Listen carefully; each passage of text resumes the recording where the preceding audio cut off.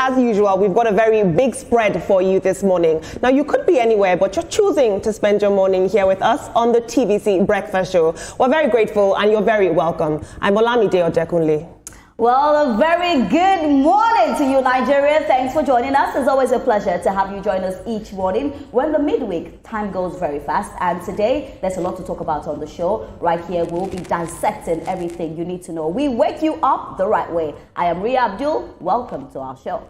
Absolutely. Good morning, guys. Good morning, guys. You guys are looking amazing. Oh, thank you. You look good as well. I'm flanked by you guys this morning. So just the blessed one. Ibrahim, we'll do our best to take care of you, but don't try us. We'll try. Don't try us this morning. You have no choice. You know the thing, I feel relegated for me. I feel so far away from you. And they always separate us. But anyway, good morning, Nigeria. There is a lot to talk about on the show. You know how we do it. I'll give you a quick rundown. At some point, Ibrahim will bring us all the headlines from the newspaper. We get to dissect it and talk about it right here on the show. When we take you to Abuja, we're talking about something very crucial. We'll talk about the FCTA, the strike. It's been lingering on, and the workers are saying that right now they have not come to an agreement with the management. We will talk about that in Abuja. And then in Lagos, we'll be talking about the IMF.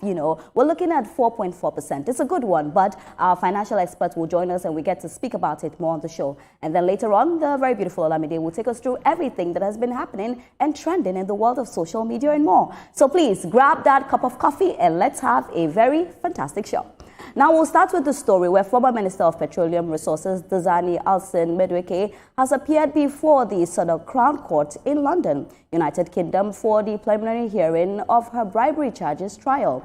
Now, the preliminary proceedings include technical matters, and judiciary selection began this week with the former minister in attendance. The 65-year-old has been on bail since she was first arrested in London in October 2015. She has denied 6 charges against her. She was formally charged in 2023 by the UK National Crime Agency with offences of accepting bribes between 2011 to 2015.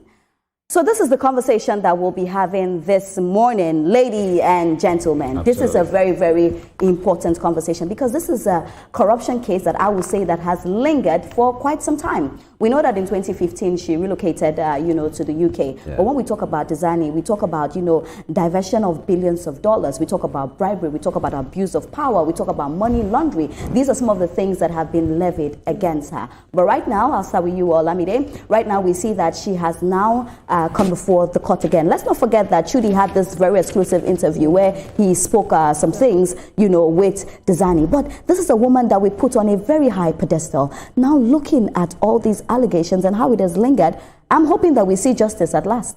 It's a shame. Diezani was Nigeria's first female petroleum minister, and she was also the first woman to preside over OPEC. There were heavy expectations placed on her, not just as a leader, but as a woman. Mm-hmm. And so it's a shame to see that this fall from grace has happened. But what this tells me is that there's international footprints and there's international consequences for local behavior. Yeah. Oftentimes, the lack of opacity in the oil industry allows these oil elites and the people in oil power to move as though there's no regulation. And it's good to see that there's international consequences for this sort of behavior. There's global accountability frameworks that are in place to guide this sort of behavior. The UK is currently looking at asset recovery. The UK is currently looking at digital footprints that really tie her to this case. I know the case has spanned over between 10 to 15 years, but it's because they are putting actual frameworks in place and they're really focused on the jurisdiction of this all. But I will say this, the look of her to show up to that trial in Prada sunglasses, she's clad with a very expensive coat, bags in hand, she's been shopping. The haughty nature of it all tells us everything that we need to know. Who shows up for a trial with a Waitrose bag in hand, Prada sunglasses, hair pressed with a fresh blowout? You're facing trial for corruption. She will tell you that, appearance is key. And the way she appears doesn't have to do with what she may have done. But Ibrahim, let's go into this particular matter. For me, I feel like sometimes greed of human beings is what will just end their legacy. Because just like what Olamide has said, first woman, a lot of people were looking up to her for so many things. People say that, she left all the way to UK, trying to run away from atrocities that she had committed in Nigeria. That's the reason why some people say she went to UK. But I'm happy that at last, we're getting to see this trial happen. And at the end of the day, we just want to see justice. We're talking about $2 billion during her tenure. Yeah. And you're telling me that she came with a Prada bag. Olamide, we're talking about $2 billion. But it's interesting that, when you went poetic about how she appeared, in court and how she'd been appearing in, in public spaces. But all of these things, the fact that we had a former Minister of Petroleum, someone who presided over very important Nigerian revenue, most important, let's say the golden duck, that actually lays the golden egg. That's exactly what it was. But all of these things, saying that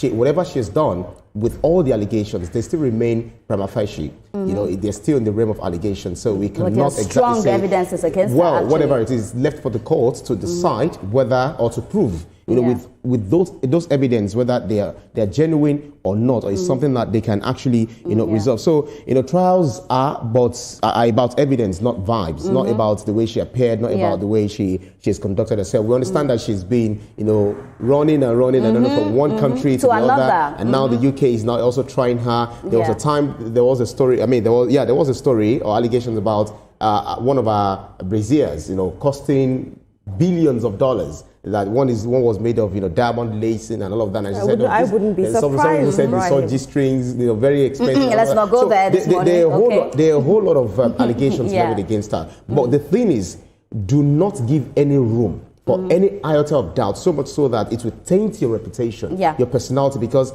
if you have not given room for that, people will not be leveling too much allegations against you, saying that you've done even things that you've not done. But one thing is, it's so sad that this is someone who is representing the women folk. When we talk about 35% affirmative action, where countries are advocating, gender parity, gender equity, and all of that. But in all of this, it's so sad. So we just have to see how far reaching, these allegations will go and what they'll be able to prove in the court of law. I'm happy that this case is being tried in London under UK law. And some of these things, when we talk about what she did, chauffeur-driven cars, private jet flights, luxury properties, renovation, staff salaries, school fees, and designer goods, and don't forget the luxury Prada glasses and the Birkin. I think you have a problem with that Prada glass. But for me, Ibrahim, my fear is that we often say we want women to participate, we want to see more inclusion in women. She's left a very bad precedent, right now for a woman. I'm not saying a man should do corruption or whatsoever, but for a woman that was respected like that,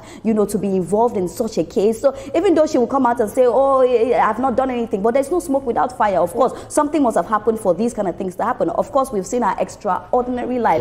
And I keep asking myself that at the end of the day, what do we really want? It's said in the Bible that what does it get a man, to gain the whole world, but lose his soul? Like if this thing goes on and she's finally persecuted and she's locked up, what does it say? What legacy did she now leave? What has she done to her children? What has she done to other women that will want to get that kind of position? Well, I don't know why you're surprised, because they always say what a man can do, a woman can do better. So why should you be surprised? Not in this case. But no, I just feel that it's the maxim is actually very correct. If it's something bad that men do, we have the women folk who even surpass men in terms of the bad habit. When it comes to something good, we also have the women folk who also surpass men in doing the right thing.